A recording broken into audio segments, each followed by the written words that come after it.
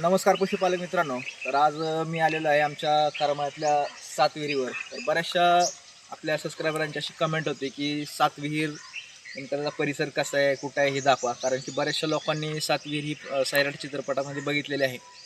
तर आज मी प्रत्यक्षात ही 7 विहीर तुम्हाला दाखवणार आहे. तर ही आमच्या करमाळ्यातली प्रसिद्ध अशी 7 विहीर आहे आणि ह्या विहिरीचा परिसर तुम्ही बघू शकताय. मी अगोदर तुम्हाला आपल्या महाराष्ट्राचे उपमुख्यमंत्री अजितदादा पवार यांची विहीर दाखवली होती.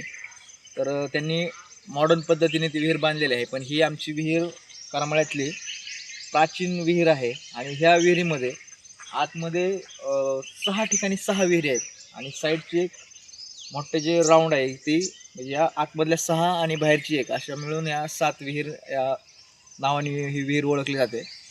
तर ही विहीर नागराज अण्णांनी सैराटमध्ये एक सीनसाठी दाखवलेली आहे.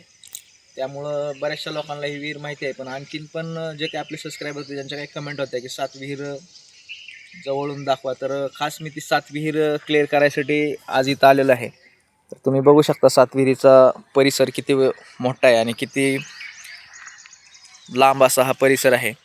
मित्रांनो, शेतीविषयी आणि विहिरींविषयी पशुपालकांना मी गाई, म्हशी, शेळ्या यांच्याबद्दल नवीन नवीन व्हिडिओ आपल्यापर्यंत टाकत असतो.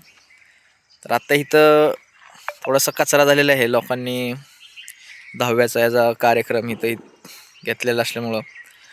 पण तुम्ही विहिरीचा परिसर बघू शकता. एवढी अशी व्यापक अशी विहीर आहे आणि ही प्राचीन काळात बांधली गेलेली विहीर आहे. साहजिकच आहे की आत्ताच्या अलीकडच्या काळात एवढी विहीर बांधणं तर काही शक्य नाही. तर अशी ही आमच्या करमाळा तालुक्यातली 7 विहीर.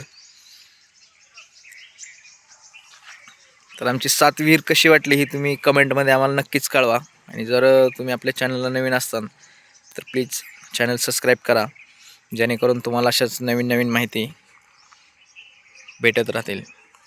धन्यवाद.